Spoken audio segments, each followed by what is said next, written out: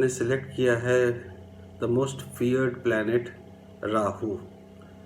अगर राहु आपका आत्मकारक ग्रह है और वो डिफरेंट पोजीशंस, डिफरेंट हाउसेस में बैठता है, तो आपका क्या कार्मिक डेट बनता है, इसके बारे में हम बात करेंगे। सबसे पहले थोड़ा सा 1-2 मिनट राहु को जान लेते हैं। राहु क्या है? जब समुद्र मंथन हो रहा था उस समय स्वरभानु नाम का एक राक्षस भी था, वो पार्टिसिपेट कर रहा था समुद्र मंथन में। अमृत निकल गया। अब अमृत का डिस्ट्रीब्यूशन चालू हुआ, तो देवता लोग एक पंक्ति में बैठे और दानव राक्षस लोग दूसरे पंक्ति में बैठे। तो स्वरभानु जो राक्षस था वो भी बैठा। फिर स्वरभानु को एक शंका हुआ, एक फियर हुआ कि अमृत जो है देवता को देते देते खत्म हो जाएगा, राक्षस को नहीं मिलेगा। तो उसने क्या किया, अपना वेश बदल के देवता की पंक्ति में बैठ गया। और जैसे ही उसके जीभ में अमृत का बूंद पड़ा, चंद्रमा और सूर्य भगवान इन दोनों ने प्रोटेस्ट किया और विष्णु भगवान को बताया कि ये देवता नहीं है, ये राक्षस है। विष्णु भगवान ने सुदर्शन चक्र से धड़ से गले को अलग कर दिया। तो जो फेस वाला, जो हेड वाला जो पोर्शन हुआ वो राहु बना, और जो धड़, जो बॉडी रहा, वो केतु बना। सिंस अमृत चला जा चुका था तो वो मोर्टल हो चुके थे, तो फिर देवताओं ने डिसाइड किया कि इनको हम ग्रह का एक स्थान दे देंगे। तो ये एक नोड है जो ऊपर में राहु है और नीचे में केतु है ना। थोड़ा सा इसमें समझना ये है कि राहु केतु बना, इसके लिए सूर्य और चंद्रमा जिम्मेवार हैं। तो एक तरह से राहु केतु के सूर्य और चंद्रमा हो गए दुश्मन। तो अगर राहु सूर्य के साथ बैठता है तो ग्रहण लगाता है कि नहीं? राहु चंद्रमा के साथ बैठता है तो मन को वो थोड़ा डिप्रेशन में ले आता है। तो ये ध्यान में रखना है कि ये कंजंक्शन एक अलग सब्जेक्ट है, यहाँ पे डिस्कशन का नहीं है, तो I am not talking more about it. तो अब बात करते हैं राहु का। राहु क्या है कि उसको मुंह है, उसको भूख है, उसको लेकिन पेट नहीं है। तो वो जितना भी खाता है वो एक माया है, एक इल्यूजन है। जितना भी खाता है, जितना भी है, उसका पेट कभी भरता ही नहीं। तो एक तरह से उसको एक बोला जाता है कि लालची ग्रह टाइप का। तो वो है Rahu, like materialistic. Rahu is materialistic. और वहीं पे केतु की जब बात करते हैं तो उसको तो मुंह ही नहीं है, तो उसका भूख प्यास है ही नहीं, तो उसको एक स्पिरिचुअल प्लैनेट माना जाता है। वो जिसको कोई मतलब नहीं है दुनियादारी से, जो स्पिरिचुअल में है, वो कंटेंट है अपने आप में। राहु जितना ही कंटेंट नहीं है, मुझे और चाहिए, केतु बोल रहा है मैं कंटेंट हूं। अब आत्मकारक ग्रह में केतु की बात ही नहीं होती है, राहु और बाकी 7 प्लैनेट, तो 8 प्लैनेट की बात होती है। तो ये राहु का एक background means, Rahu means maya, Rahu means illusion, Rahu means कि आपको बीमारी कुछ और है। अगर राहु की वजह से बीमारी है तो मेडिकल में कभी पकड़ में ही नहीं आएगा कि क्या बीमारी है क्या नहीं है। तो ये है राहु।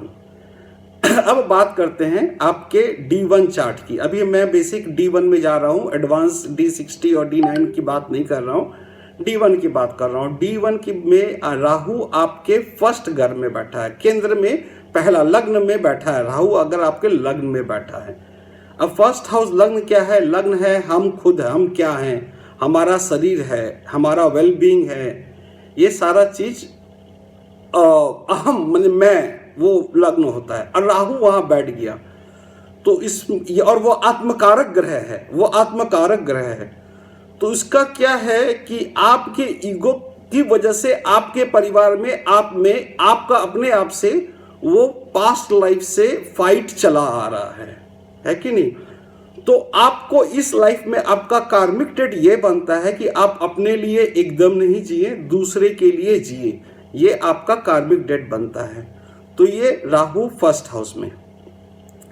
अब अगर राहु सेकंड हाउस में है दूसरे ग्रह में, तो दूसरा ग्रह को कहते हैं, दूसरा ग्रह हमारी वाणी है, कुटुंब है, परिवार है, हमारा प्रारब्ध का धन है, ये सारा चीज सेकंड हाउस है। और राहु यहां बैठ गया तो इसका मतलब क्या है कि आपने पिछले जन्म में अपने पावर का मिसयूज किया था और इस जन्म में आपको एक फियर साइकोसिस है। तो आपका इस जन्म में आपका कार्मिक डेट किसके तरफ है? आपका कार्मिक डेट आपके परिवार की तरफ है, आपके कुटुंब की तरफ है। फैमिली बिजनेस को बढ़ाना है, जो भी जिसको भी मदद की जरूरत है, near by family including extended family, उसमें सबकी हेल्प करनी है और आपको अपने फियर फैक्टर को ओवरकम करना है। अब आते हैं थर्ड हाउस में। थर्ड हाउस क्या है? हमारा पुरुषार्थ है, हमारे अरमान है, कर्म से भाग्योदय जिसको बोलते हैं, कर्म करने से भाग्योदय होता है और यंगर सिबलिंग को भी दिखाता है। तो यहां पे अगर राहु है तो इसका मतलब है कि आपको प्रारब्ध में का फल अच्छा है, आपने पिछले जन्म में जरूर कुछ पुण्य किया होगा, लेकिन यहां पे ये दर्शाता है, राहु यहां बैठा है तो इस जन्म में कर्म प्रधान जन्म है आपका, भाग्य प्रधान नहीं। आपको भाग्य के भरोसे नहीं रहना है, कर्म के भरोसे रहना है और छोटे भाई बहनों को लेके चलना है। छोटे भाई बहन को अगर आप नहीं सपोर्ट करते तो फिर आपका सोल का पर्पस डिफीटेड हो जाता है। तो छोटे भाई को लेके चलना है और आपको कर्म प्रधान आपकी राशि है। अब आते हैं हम फोर्थ हाउस में। अगर राहु आपके फोर्थ हाउस में बैठा है, फोर्थ हाउस हो गया मन की शांति, डोमेस्टिक पीस, मन का सुख, घर का सुख। फोर्थ हाउस मतलब क्या बोलते हैं, मदर भी है, माँ, क्योंकि चंद्रमा का ये मेन स्थान है। अगर हम एक आइडियल चार्ट रहे तो फोर्थ हाउस बिलोंग्स टू चंद्रमा, माँ हो गया, प्लेस ऑफ बर्थ हो गया, लैंड हो गया, व्हीकल हो गया, ये सारा कुछ। और राहु यहां बैठ गया तो इसका बहुत सिंपल है कि पिछले जन्म में आपने अपने घर में अशांति पैदा की थी, अपनी माँ से आपने दुर्व्यवहार किया था, है कि नहीं? तो इस जन्म में आपका डेट क्या है? आपका डेट आपके होम और आपके मदर के प्रति है। इस जन्म में आपका डेट आपके होम और मदर के प्रति है।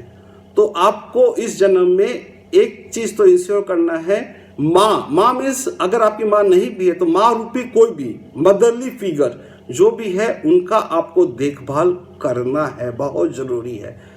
And you have to ensure कि आप भले ही दुखी रहे लेकिन घर में ट्रैंक्विलिटी मेंटेन रहे, घर में शांति बरकरार रहे। और अगर आप ये करने में अक्षम हो रहे, आपको असुविधा हो रहा है, तो आई विल रिकमेंड कि आप दुर्गा सप्तशती का पाठ करें, माँ दुर्गा की आराधना करें। अब हम आते हैं पांचवें घर में।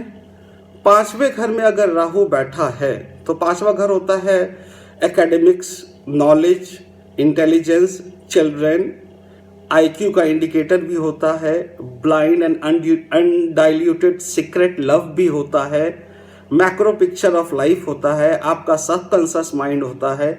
ये सारा कुछ आपका पांचवा घर होता है। अगर राहु आपका यहाँ पांचवें घर में बैठा है, यहाँ इसमें ये क्या होता है कि since you troubled your parents in the past life, तो आपको इस जन्म में तीन पॉसिबिलिटीज होते हैं। या तो बच्चे आपके नहीं होंगे, या बच्चे आपके स्पेशल चाइल्ड होंगे, या फिर बच्चे हो भी सकते हैं अगर आपके स्पाउस का प्लैनेटरी पोजीशन चार्ट में काफी स्ट्रांग है, जुपिटर बहुत अच्छा है स्पाउस का, तो हो सकता है बच्चे भी आपके हों, मे बी सिर्फ गर्ल हो, राइट। और बॉय भी होता है, ऐसा नहीं कि नहीं होता, इस अगेन इस पार्टनर्स के चार्ट पे डिपेंड करता है, आपके अपने चार्ट से नहीं होगा। अब क्या होता है कि आपको ये कर्मा खत्म करना है, तो फिफ्थ हाउस डायरेक्टली है कि जितने भी एल्डर्स हैं, माता पिता रूप पुनी, ओल्ड एज होम में जाके आप सेवा कीजिए, है कि नहीं? आप किसी बच्चे को अडॉप्ट कीजिए, उसका सेवा कीजिए, या अगर अपना बच्चा है तो उस सब कुछ छोड़ के उसके लिए अपना जीवन उस पर आप समर्पित कर दीजिए। और अगर आपको कोई भी ऐसा अदर जेंडर का पर्सन मिलता है जो आपको लगता है कि वो आपका पास्ट लाइफ का सीक्रेट लव पार्टनर हो तो उसके साथ भी जो कर्मा बचा है उसको आप खत्म कर दीजिए, कैरी फॉरवर्ड मत कीजिए। आज का लास्ट हाउस 6th हाउस, बाकी 6 हाउस मैं नेक्स्ट वीडियो में करूंगा। तो छठा जो है होता है रिपु, रोग और ऋण, that means enemy, loan and disease. तो ये जो है, जो हम लोग जो बोलते हैं दुष्टाना 6, 8, 12, तो ये पहला दुष्टाना ग्रह है। यहाँ पे मेलेफिक प्लैनेट होना अच्छा नहीं माना जाता है, एंड राहु को मेलेफिक बोलते हैं, लेकिन राहु 6th में अच्छा है। Rahu 3rd, 6th and 11th 3 जगह अच्छा माना जाता है। तो इसमें हम आपको ये बोलेंगे कि अगर राहु यहाँ है तो इनिशियली आपका कर्मा अच्छा रहा होगा, यहाँ पे है, आपको इनिशियली आपका ज़िंदगी बहुत अच्छा चलेगा, सब कुछ ठीक ठाक चलेगा। लेकिन आपको you have to be nice with your enemy, you have to be nice with your customer. अगर आपके फॉलोअर है तो उसकी भी आपको देखना है। राहु यहाँ पे इल्यूजन है, और यहाँ पे अगर राहु है और आपने कभी भी किसी को डिसीव किया, गलती से पैसे अर्न किए, गलत तरीके से अर्न किए, तो सैटर्न फिर जो है ना, वो सैटर्न का मैलिफिक इफेक्ट एक्टिवेटेड हो जाता है कि नहीं। तो यहाँ पे अगर राहु है तो आपको सिर्फ ये मेंटेन करना है कि आप सच्चाई के पथ पे चले, आप सच्चाई के सीधे पथ पे चले और कोई गलत काम नहीं करे। ये बहुत इंपॉर्टेंट हो जाता है आपके लिए। आज बस इतना ही, और बाकी के 6 राशियों का नेक्स्ट वीडियो में। Thank you very much.